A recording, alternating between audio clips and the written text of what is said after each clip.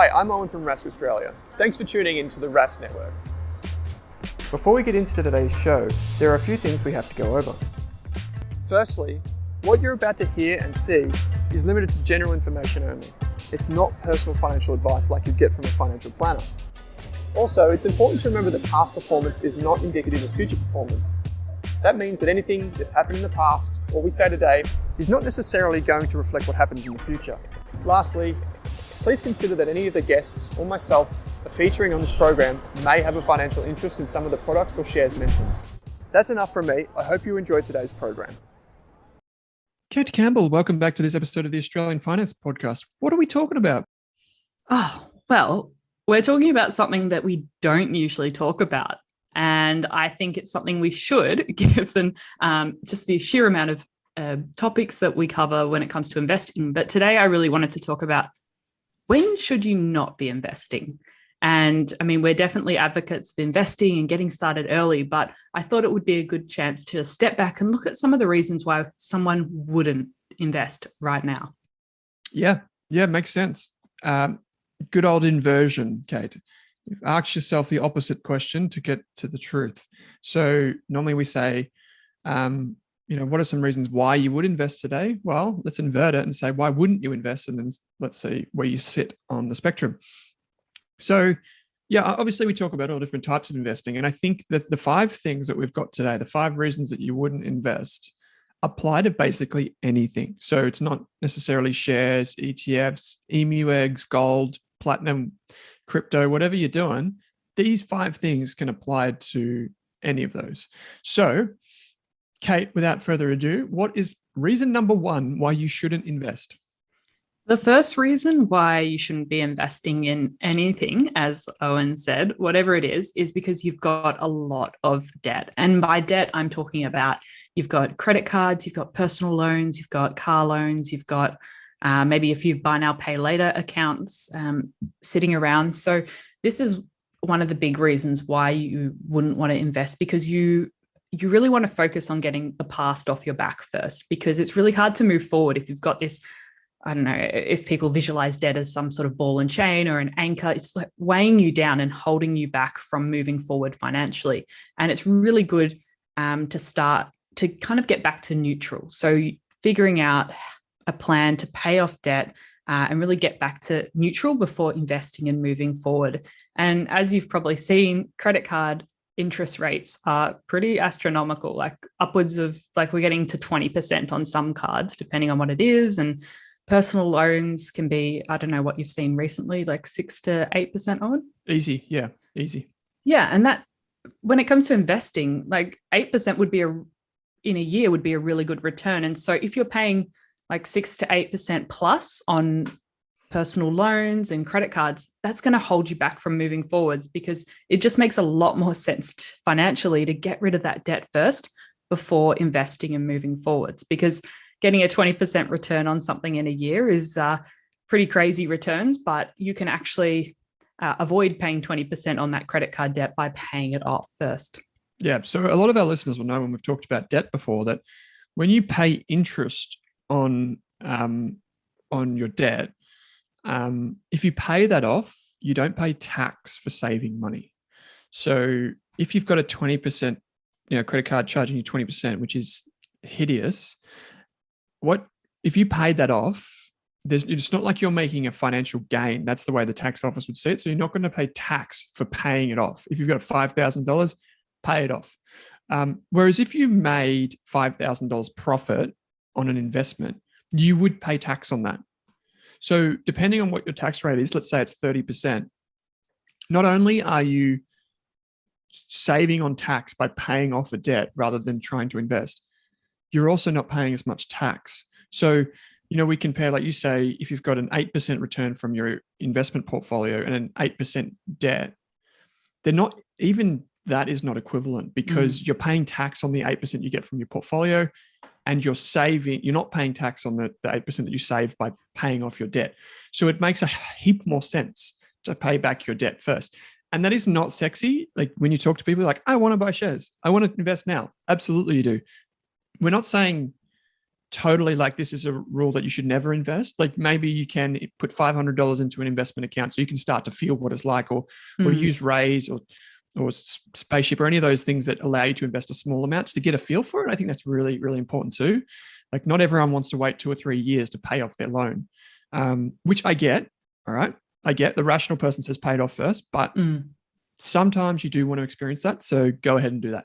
But Kate, reason number 2 is actually really interesting. Before we get to actually, we did talk about a lot of this stuff in our money and budgeting course, which is the free course on Rask Education. And then you made a good point in the show notes for this episode. We do have the financial counseling episode. We actually had a Rask Invest member write in the other day to say that they're no longer investing because they can't afford it because of COVID lockdowns and what have you. And so, we refunded all of their money, but then we also suggested that they go and check out our financial counseling episode that we did with Nick. It's free to see a financial counselor, and they will go into bat for you and help you consolidate debts, pick the right debts, all that sort of stuff. Yeah, so, they're an amazing resource, and not enough people know about them. And we've met quite a few financial counselors now, and they're all amazing people they know all the strategies for negotiating with the bank when it comes to consolidating your credit cards or putting all your putting a plan into place for paying off your debts. So they are a great free resource in Australia that you can use. They're not biased, they're independent. So I'd highly encourage, if you are paying off consumer debt right now, give them a call. They have an online chat feature as well now. So just get in contact and see what they can do to help you, because you just don't know. They may have a strategy you haven't thought of before. Yep. Go and check it out. So number 1 is you've got debt coming at your ears. We're not talking about mortgages and all that sort of stuff. That's a different type of debt. We're talking about those high interest, nasty debts. So reason number 2, Kate, is you don't yet have your emergency fund. We talked about this as one of our first 11 episodes. The 11 episodes that we did first are the most important episodes we've ever recorded, and they take you through exactly what an emergency fund is and why it's so important. Kate, maybe just quickly, what is this fund? I think you've got a cheeky name for it. Yeah, I didn't come up with this name, but it's sort of fondly known as an F-off fund. So you can really just tell anybody, any job, any situation to F off, because you have this 3 to 6 months of living expenses or whatever makes you comfortable set aside in a specific savings account that you don't touch unless it's an emergency. It's like those things on the bus where you brake in case of emergency, so you can jump out the bus window. Yeah, that probably was too bad of an analogy there, but yeah, it's just something that you've got for peace of mind, that you can deal with whatever life throws at you. Because once you're investing, we really want you to think about investing as a really long-term activity, like 5, 10, 20, 30 years. And so you don't want to be forced to sell at a moment where you don't want to because an emergency has happened. Of course, you can if you need that extra cash, but having that emergency set aside means that you can invest quite differently, because you can maybe take a little bit more risk because you know that you've got money put aside and you're not going to have to pull out of your investments at a bad moment. And it also helps with that sleep at night factor. I mean, personally, once I saved up my emergency fund a few years ago, I felt really comfortable knowing that, hey, I've got this cash there that if anything happens, I can pull out of that. And so now I can invest quite differently, knowing that my emergency fund's taken care of. How much would you have to save before you'd feel comfortable investing?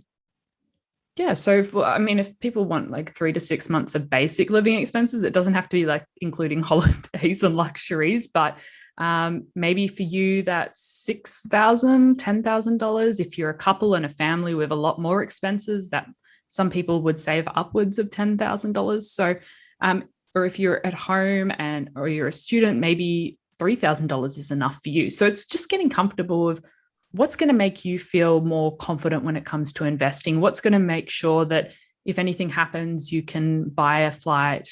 Not that we're really flying anywhere right now, but you can pay for anything, that a vet bill that comes up that you haven't been warned about.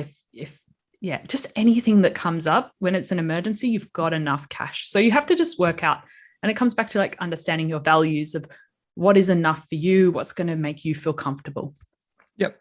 And that's it. So you said during COVID that COVID gave you an opportunity to reset your mind on how important the emergency fund is. I think maybe an analogy of the emergency fund, since you brought out that smashing the window thing on the bus to get out of trouble. I took my sister to a indoor play center not long ago where they had like a giant foam pit that you could jump into, and you could like practice like a flip, bounce off a trampoline, and do that sort of stuff. I would never, ever in my wildest dreams try and attempt to do a backflip. But if I know I'm landing, if I know I've got the foam there to catch me, I'll go and do the flip. I'll take the risk. And so investing is very similar. You have that kind of safety net below you, and that will catch you if you fall. Now, if you don't do that, you take the risk of, if you don't have this emergency fund underneath, you take the risk that you get investing wrong. You have to sell at the worst possible time, like during COVID last year. You freak out and then you just annihilate your savings, because oftentimes if you do sell at that moment, that's the worst possible time to sell. So that's reason number 2. You don't have an emergency fund. Number 3 is really interesting. And hopefully people that listen to this podcast, even if this is your first or your 120th episode that you've listened to, this is a really interesting one. So you don't understand the basics of investing. If you do not understand the basics, the very basics of investing, you probably shouldn't be investing, right? Absolutely. And I think, I mean, even as someone like you that's been investing for over a decade, you're still learning new things every day. So when we talk about this idea, we're not talking about like all the complexities of investing and all the new information coming out. We're talking about some of those core concepts that once you learn and understand and can put into practice, they stay with you for the rest of your life. And that's things like spending less than you earn, investing in high quality companies and exchange traded funds, and focusing on having a long-term investment horizon, understanding that the market is volatile and risky, and you're going to have to deal with the ups and downs, and it's a roller coaster ride. And and thinking about your own investment approach and your philosophy and how you want to do it.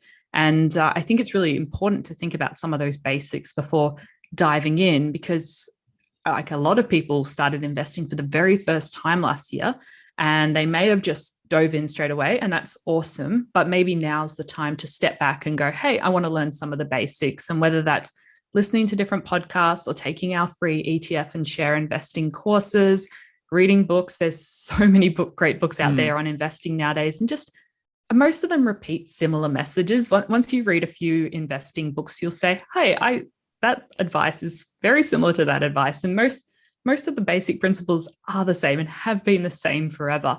And especially with behavior and emotions, and because we're all just humans involved in this marketplace. So understanding some of the basics, and that will stay with you for the rest of your life. And then if you want to get into the more complex and nitty gritty, then that's kind of like an ever evolving process. Yeah. So the first 11 episodes of this podcast series are fantastic. You can listen every week. Obviously, we'd love you to. But then the other thing is we have all of our free courses. So just go and check those out. That's pretty much when we get messages come through to support at Rask, we basically say, have you done the course? Because it's free and it's totally awesome. So go and check that out. There's a belief that some people can invest their way out of a savings mistake. So they think that they can just invest better and then they don't need to save money. No. It's like that's not the way it works. So you can save your way out of an investing mistake, but you can't. It's very hard to invest your way out of a savings mistake. So if you've got really bad financial habits, personal financial habits, it's very hard for you to invest with a very long-term mindset, which is needed to invest in the stock market. And so just in terms of the stock market is volatile and risky, you can expect it to crash. So a 20% fall or more, at least I would say every 5 to 7 years. So if you prepare for that mentally, financially, emotionally, all those types of things, spiritually, you'll have your spirits crushed probably at that time. Just prepare yourself for that. Be ready for it. And investing's not until the next market crash. It's for life. So keep that in mind when you set about your investing journey. Okay, reason number 4. This is the 4th reason you wouldn't invest right now. And it is you're playing with fire, and that's a lowercase fire, F-I-R-E, not the uppercase, which everyone knows Kate for her uppercase fire. What are we talking about here?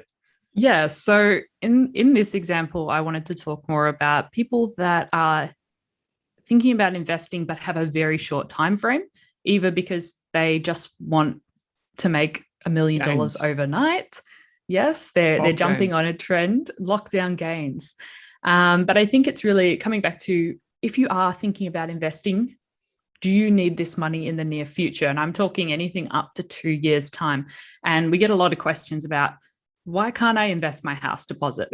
And if you want to buy that house in the next year or two, I think most people would tell you put it in a high interest savings account and don't risk investing that money with such a short time frame.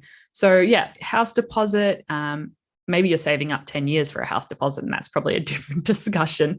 But yeah, house deposit, if you're saving for a holiday, if you need the money for education expenses coming up, that is the time when I would say investing is probably a bit too risky for you right now, because that money, if you need it in the next few months or the next year or so, that should be in a savings account. That's a short-term financial goal, and you shouldn't be investing that way. Totally. Basically, the longer you have to invest, the better your outcomes are going to be. The problem is our little monkey brains get in the way of us doing that. So when things go bad, we tend to sell. And when things go well, we tend to put more in and then sell it when it hits the bottom. It's like that. We have the chart on our website, which comes from Behavior Gap, which is greed, buy, fear, sell. And you do them at exactly the wrong times. You are greedy at the top of the market, fearful at the bottom of the market. And the idea is repeat until broke. So you don't want to play with fire, as you say.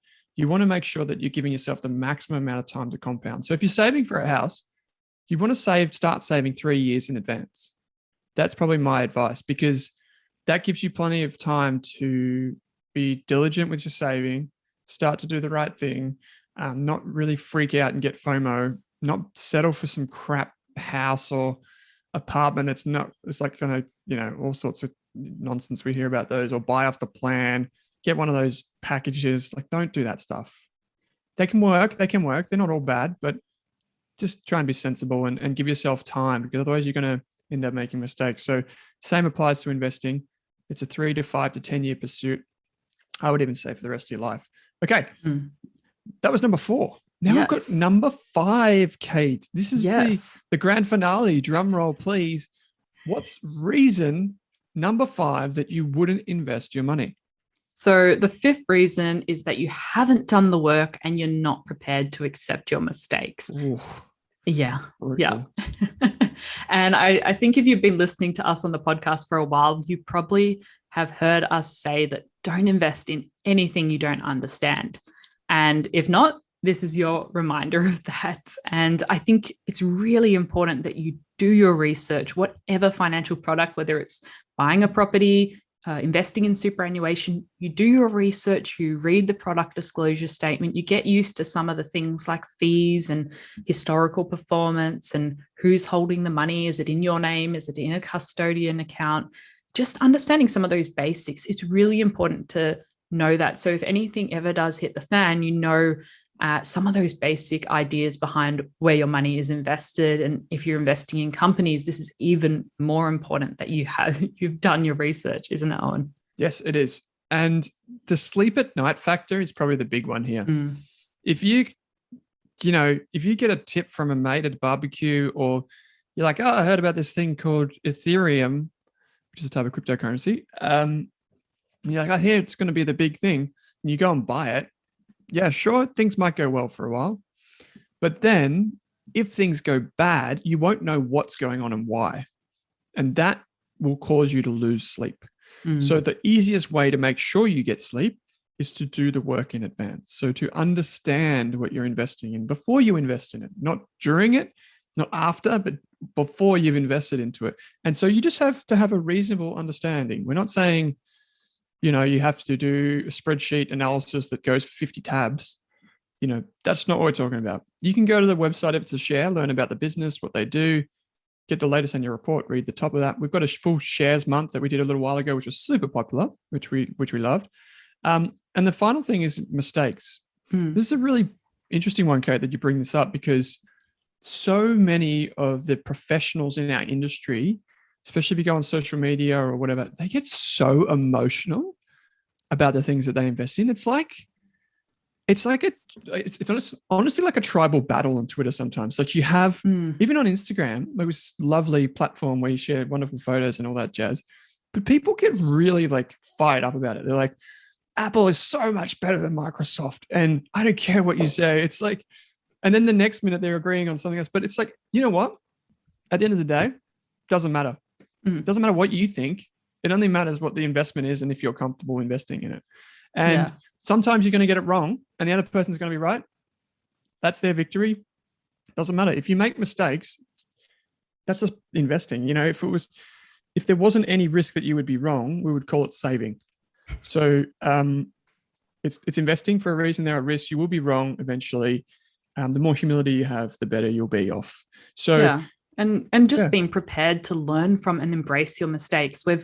All of us, every single person we've ever interviewed has made mistakes in the past, but it's whether you can deal with them, you can embrace them, and you can learn and take something away from them. I think that's a real sort of test of your skill over the long term, because it's going to happen. And can you accept it? If you're just going to look for someone to blame every time you make a mistake when it comes to investing, you're probably not going to get very far. And I really think people do need to take some, I mean, obviously there's like fraudulent stuff, and that's probably another whole kettle of fish, but you do need to take some sort of personal responsibility for financial decisions you make, and really any decision you make. And if you're not ready to take responsibility for getting something wrong and it happens, then maybe it's not the right time for you to invest yet. Yeah, I kind of live my life, Kate. I don't sweat things. Like, I don't really worry about things. I think, is this thing going to affect me in 5 years? So there's that old saying, you know, people underestimate what they can achieve in 5 years, but overestimate what they can do in one. And so like a good example would be like the other day, we just had our walls painted and I had the ladder out and I smacked the ladder into the wall and it chipped all the paint, the brand new paint off the wall. I'm like, oh no. I was like, I don't really care that much, because in 5 years, I'm not going to even remember this moment. So I'm just going to move on and I'm just going to own it. Yeah, I'll fix it. No worries. Moving on. And I don't even sweat that stuff. When it comes to investing, it's a really important skill set to remember that what you should be trying to do every time you invest is minimize your future regret. Morgan Housel talked about this in the podcast. He says, you know, I invest in index funds and that type of thing, not because, you know, I could try and pick individual stocks and do all that, but index funds are boring. They're easy. And in 5 years from today, you know, I'm going to be happy that I got index returns, and that's minimizing my regret. Sure, I could be a stock picker, but I don't want to be. So I'm just going to go with that, and that's going to minimize my regret. Kate, we've focused on the negative here with 5 things, but you've actually got 5 things just to summarize to make sure that you're ready to invest. And a lot of people that listen to this, we actually had 1,000 people join our ETF membership in August. I think it was 1,001 people joined the service. Nearly broke the internet. Nearly broke the internet. That's what the headlines say. Which is fantastic. But a lot of them are really new investors and investing for the first time. And some of them jumped into our Facebook community to share that as well. Every time you make your first investment, it's really scary. Everyone goes through it. I'd say it's the hardest investment you'll ever make is the first one. So Kate, what are the 5 things, now reflecting on this episode, the 5 quick things that everyone can do to make sure they are prepared, even if they don't feel like it? What are they? Okay. The first one is, if you do have any personal debts, making a plan to pay off these debts you have. And that might take a couple of years, but you can learn more about investing in the meantime. So you can actually use this time as an opportunity to educate and sort of level up your money skills. The next one is, if you don't have an emergency fund, set a goal. So work out whether it's $3,000 or $10,000. Work out a goal, maybe a 6 or 12 month savings plan that you move money when you get paid each month into a savings account. So you've got that safety net to catch you. So not invested, just in a savings account. Yep. Yeah. Got it. Then learn about the basics of investing. And you can do that by listening to podcasts like ours, taking our free shares and ETFs course. We'll link to them in the show notes as well. But that's a really good way to start understanding the foundations, because once you put the foundations into place, it's a lot easier to build the rest of the house. Yep. Then make sure you're investing with a long-term horizon, and you're not thinking, hey, I'm going to invest in something. Hopefully it's going to go up next month because I want that money for a holiday. Yep. And that's why you and I constantly I guess, harp on about ETFs is it's a really easy way to start because you can just invest for 5 or 10 years and know that it's just going to keep doing the same thing. Whereas if you come straight out of the gates blazing and you're trying to pick this little tiny African mining company that might not be a success, you might make money. You might, probably unlikely, but you might make money in the next 1 to 2 years. But what about in 10 years? Which one is going to bring you the most wealth over 10 years? And it's probably the boring thing that you should start with. What about the last one? Yeah, sometimes boring is actually a lot of the time in investing, boring is better. And the final one is do all the necessary research to understand whatever product or company you're investing in. If you've listened to some of our superannuation episodes recently, you'll know that reading the product disclosure statement isn't that fun, but it's a really important thing to do so you actually understand where your money is and the rules around it. And you can read product disclosure statements, financial services guide. Most products have some sort of documents. If it's a company, they might have an annual report. So just anything that you can invest in has some sort of documentation, or it should. So you can have a read of that to really understand the product you're investing in. Totally. Yep. It'll help you sleep at night and get excited by it. One of our mantras is just to be optimistic. You know, a lot of the financial media is negative. We're trying to tell you that investing is good. It's scary, but it's good. And so get excited about the companies that you're investing in. Get excited about the ETF. Tell people, talk to your partner about it. But always the easiest way to know, just like we've done in this episode, we inverted the question, why shouldn't you invest? The easiest way to know if you're comfortable investing in something is to say, what are the key risks? So to invert your thinking.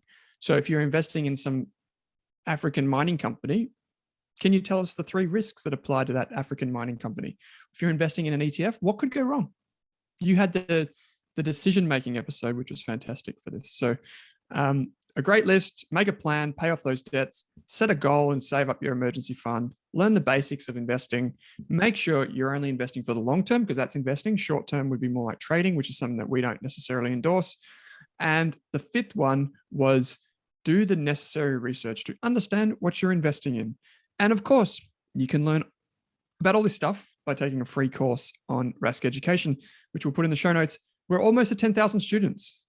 Almost. Which is exciting. Oh my gosh, we're almost at 10,000 students. How amazing. It's just, yeah, awesome. So if you haven't enrolled in a course or you've got a family member that wants to learn, jump on in there and take one of the courses. I'm sure there'll be more courses coming soon. Wink, wink, Kate. A few more secret courses in the works. A few more courses in the works and they'll be free. So always free. So we love free here. We love free. We love free education. It's funny because if we had a price on them, more people would probably take them. Just the way human psychology works, and especially Western society, the way we value things that have a price tag. But always, Kate, a pleasure. So thanks for joining me on this episode. Thanks for listening.